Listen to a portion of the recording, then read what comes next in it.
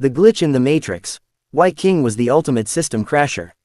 You ever walk into a mattress store in mid-January? It's a surreal experience, man. You got these fluorescent lights humming like they're trying to communicate with a distant hive mind, and there's a guy named Dave in a polyester blend polo trying to sell you a Dream Sleeper 3000 at 40% off in honor of a man who was assassinated for trying to overthrow the economic and moral status quo of the Western world. That's how we honor him, with markdowns and memory foam. It's like somebody took a prophet and ran him through a coupon printer. It's the ultimate cosmic joke.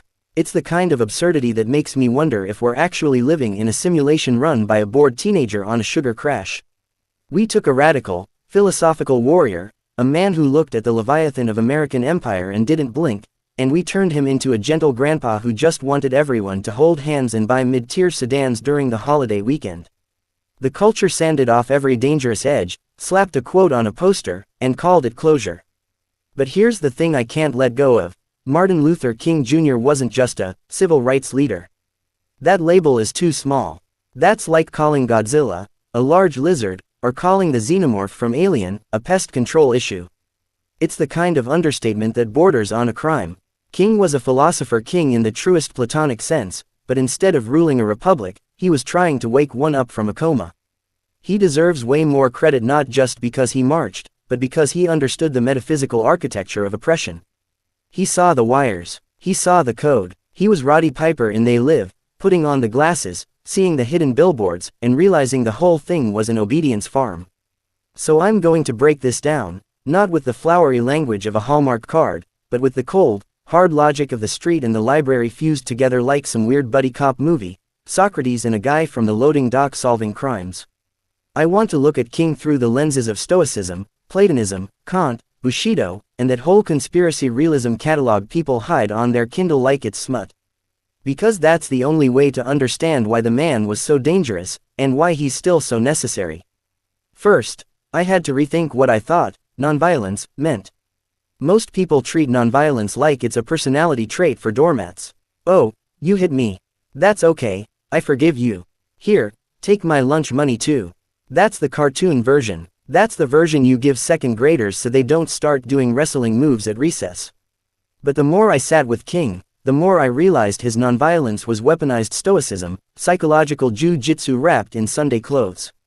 Marcus Aurelius, the Roman emperor who spent half his life knee-deep in mud fighting Germanic tribes, said, "The best revenge is to be unlike him who performed the injury." King took that principle and scaled it from the individual to the collective. When I watch old footage of Birmingham or Selma, I see two civilizations colliding. On one side, cops and sheriffs melting down, faces twisted, dogs unleashed, water cannons roaring, men completely ruled by their passions. They are, in the strict Stoic sense, enslaved. On the other side, marchers in pressed suits, dresses, and Sunday shoes, faces calm, bodies disciplined, walking straight into the blast. That isn't passive, that is a higher-level operating system. King understood something that sounds like a mashup of Epictetus and David Icke. When you meet brute force with brute force, you don't just fight people, you feed the system behind them. Call it the archons, the deep state, the reptilian brain, or just the ratings-driven news cycle, it feeds on chaos. If you fight the pig in the mud, you both get dirty, and the pig is loving life. By refusing to retaliate, King jammed the script. He created a glitch. The racist sheriff expected the savage Negro. Instead, he got a stoic samurai in a tie, practicing spiritual Bushido, the way of the warrior found not in death by sword, but in the death of ego. That's when you see the Matrix moment, Neo raising his hand and just saying, no. When the fire hoses hit and the marchers don't scatter, the bullets slow down. The American public, sitting at home with TV dinners, had to choose, who actually looks civilized here? Who looks like the barbarian? King leveraged the logos, reason, order, the rational structure of reality, to perform political warfare without firing a single shot. That's not soft. That's grandmaster-level strategy. Then there's the Platonic angle. Plato's allegory of the cave isn't just something you half remember from a philosophy elective, it's a diagnostic tool. In the cave, people stare at shadows on the wall, believing that's reality. The puppeteers behind them control what they see. Jim Crow America was a fully operational cave with sponsors and branding. The shadows were these carefully curated lies, separate but equal, states' rights, the happy, simple Negro, the whole Jim Crow cinematic universe. King, in my mind, was the guy who broke his chains, crawled up the tunnel, staggered into the blinding sunlight of truth, call it the form of the good, and then did the insane thing, he went back into the cave. Philosophically, that's the heroic act. Plato warns what happens next. The people don't throw you a parade. They try to kill you, because you're telling them the horse they've been worshipping is just a leather puppet on a stick. King's philosophy wasn't just political, it was ontological. He was interrogating the very being of America. He didn't just ask, are black citizens being treated fairly? He asked, what is justice? In a country that had built a legal system like a house of mirrors designed to always reflect white comfort back to itself. He leaned hard on natural law, the idea that there are moral constants baked into the structure of the universe like gravity. You can't just vote them away. If you jump off a roof, you fall. If you build a society on the degradation of human beings made imago Dei, in the image of God, that society will rot from the inside out. Through a Kantian lens, segregation is mathematically absurd. You can't will it as a universal law without turning the whole world into a caste system that eventually devours everyone, including the so-called winners. King was basically standing at the chalkboard of history saying, your moral calculus doesn't add up. Check your work. In that way, he was also functioning as America's therapist, diagnosing not just Southern psychosis but Northern neurosis, the genteel, polite racism that smiles at you, then redlines your neighborhood. What still rattles me is that King wasn't just trying to free the oppressed, he was trying to heal the oppressor. That's some next-level spiritual judo. He understood that the master chained to the role of master is also deformed. The white man who has to believe in black inferiority to feel big is spiritually stunted.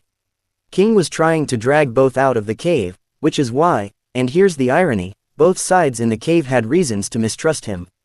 That's the fate of anybody who tries to interrupt a system that feeds on opposites. If I stopped there, we'd still be in the safe, civil rights leader, documentary zone. But the story gets much darker, and much more honest, when I follow King into what he called the triple evils, racism, materialism, and militarism. That's when he stopped orbiting the American conscience and started taking aim at the engine room. The system can survive desegregated lunch counters. It can profit from black professionals. It can print a stamp with your face on it. But it gets real twitchy when you start asking, why are poor people of all colors being ground into dust while a tiny class lives like they've got backstage passes to reality itself?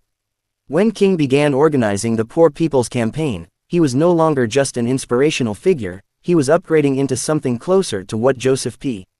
Farrell might call a threat to the breakaway civilization, the financial and political elite who live as if they're on their own separate planet.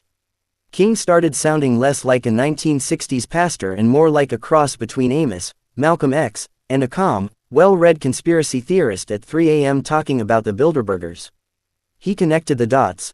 The same system that segregated buses was sending poor black and poor white kids to die in Vietnam to protect corporate interests. The same machine that starved children in Mississippi could somehow always find more money for bombs than for bread. It's like a cosmic version of that George Carlin bit, they got money for wars but they can't feed the poor. King said that before memes made it fashionable. Materialism, in his analysis, wasn't just about liking stuff. It was a counterfeit religion that inverted the proper order of love, things over people, profit over souls. We became penny wise and pound foolish with our humanity. We cut corners on compassion and then acted surprised when the whole building of society collapsed like a cheap set from the Truman Show. King saw that you could integrate the lunch counter all day, but if no one could afford a burger, the win was cosmetic. That's not integration, that's optical illusion. When he started building bridges between poor whites in Appalachia and poor blacks in the inner city, King was basically scripting a political version of the Avengers, disparate heroes finally realizing they've been fighting the wrong enemy. That's when the establishment looks up from its cigar and says, uh-oh. Because if the coal miner and the sharecropper ever figure out they're in the same movie, the credits roll early for the ruling class. And then there's the theological edge that still cuts. King didn't preach the soft, therapeutic spirituality that sells a lot of self-help books. He preached agape, the highest, hardest version of love. Not eros romantic swooning, not philia, beer and ballgame friendship, but the rugged, creative goodwill that seeks the good of the other even when the other is actively trying to crush you. That's the love that gets you crucified. In that sense, He was practicing kenosis, self-emptying. He poured out his fear, his comfort, his right to a quiet existence so that something bigger could flow through him. When he invoked the prophets, Amos roaring about justice rolling down like waters, Isaiah demanding that the people stop trampling the courts with empty rituals, he wasn't just citing them, he was stepping into that role. The prophets were the original conspiracy theorists, in the holy sense, guys on the margins yelling, your leaders are corrupt, your religion is fake, your economy is rigged, and judgment is coming. King belongs in that lineage. When he warned that a nation prioritizing military budgets over programs of social uplift was approaching spiritual death, that wasn't a policy quip, that was an oracle. Look around now. Trillions into war, infrastructure rotting, people medicating their anxiety with screens. The man read the room in the century. From another angle, he was also waging war against the reptilian brain, literally. The primitive part of us that responds with fight, flight, or freeze. Racism, greed, domination, these are reptile reflexes dressed up in suits. King's insistence on agape was an attempt to move us up the ladder, out of the lizard brain, through the mammal brain, into something approaching the imago Dei, the image-bearing consciousness all those ancient texts keep hinting at. It's like he was trying to initiate us into the Jedi Council while we were still arguing over who gets to swing the plastic lightsaber. But the part that humbles me most is what I can only call his Bushido moment. If Bushido is the way of the warrior found in death, then King was a spiritual samurai walking calmly toward an enemy that had already marked him for elimination. He knew he was going to die. He had death threats stacked like junk mail. His house was bombed. He was stabbed. He was jailed 29 times. By the time he gave the mountaintop speech, he was basically delivering his own eulogy. I've seen the promised land. I may not get there with you. That line hits me like the last scene of Terminator 2, when the T-800 willingly lowers himself into the molten steel, knowing his continued existence endangers the future. King had that same clarity. I might have to leave so the work can live. He moved like a man who had already accepted his mortality. That's stoic freedom in its purest form. You can't threaten someone who has already negotiated with death and signed the paperwork. And this, ironically, is what real masculinity looks like. Not the truck commercial version with mud and grunting and emotionally constipated dudes. Real masculinity is standing in the line of fire for truth and the vulnerable with nothing but your convictions in a borrowed tie. Spartan courage, knightly chivalry, samurai resolve, they all converge in that balcony in Memphis. Now zoom out to our time. UFO disclosures, AI hallucinations, algorithms mining our dopamine like it's lithium, a political climate that feels like Idiocracy directed by David Lynch. We are deep in high strangeness territory. In this chaos, King's operating system isn't just relevant, it's mandatory. Because the real conflict isn't left versus right, blue versus red, donkey versus elephant. That's channel surfing. The deep conflict is consciousness versus control. King stood firmly on the side of consciousness. He wanted people awake. Not woke in the meme sense, but awake in the existential sense.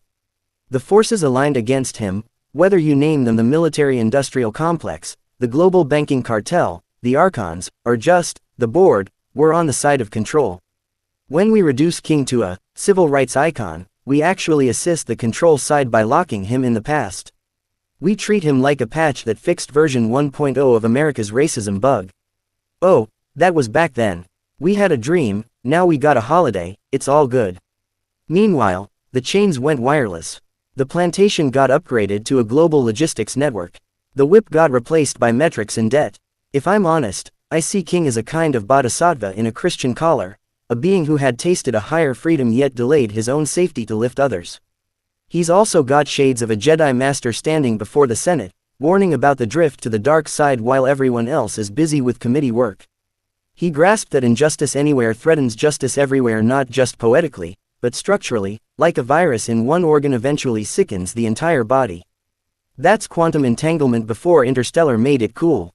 And yes, they killed him. The official lone gunman story about James Earl Ray is about as sturdy as a folding chair from a dollar store. You don't need to read every book by Jim Marrs, Daniel Estulin, or Mark Dice to know that when somebody starts uniting the poor, challenging war, critiquing capitalism, and invoking God against empire, they've stepped directly onto the do not allow list. That's not paranoia, that's pattern recognition. But here's where the logic flips back in our favor.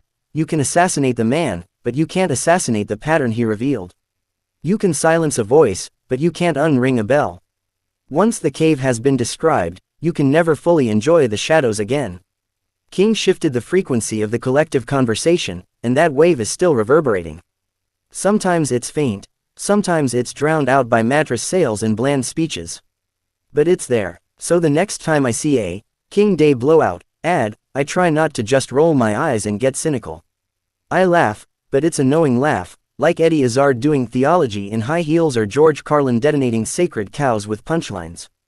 I laugh at the absurdity of a system so terrified of a dead preacher's ghost that it has to bury his radicalism under discounts and platitudes.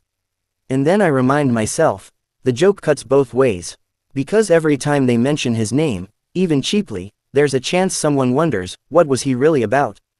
That's my move. Go read, letter from Birmingham jail. Go read Where Do We Go From Here, Chaos or Community. Don't just quote, I have a dream, like it's the chorus of a pop song. Read the verses they never play on TV. Follow the logic from civil rights to economic justice to anti-war to spiritual revolution. See the whole arc, not just the marketable clip. King wasn't just asking America to be nicer. He was asking America to repent, to turn around, to change its mind, to walk out of the cave. He showed that reality is more malleable than we think, but only if we're willing to put skin, and in his case blood, in the game.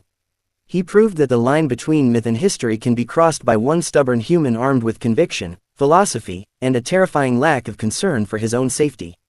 In a world of plastic politicians, algorithm-approved influencers, and spiritual snake oil, King still stands out like a monolith, strange, solid, demanding that we evolve. He was a diamond forged under the crushing pressure of centuries, and we still haven't fully understood his cut. So yeah, Martin Luther King Jr. deserves more credit, far more than a long weekend and a sale on bedroom furniture. He deserves to be recognized as what he was, a system crasher, a cave escaper, a warrior of agape, a stoic Bushido Platonic mashup who walked straight into the machinery of empire and jammed it with nothing but his voice, his body, and his refusal to hate back. The question isn't whether he deserves more credit. The question is whether we're brave enough to run his software on our own hardware. Whether we're willing to wake up, put on the glasses, see the glitches in our own time, and then do something about them, on the streets, in our jobs, in our families, in our own skulls. That's the King way, that's the Zerga way, and that's the only way out of the cave. Zerga, in synthesis with the philosophers.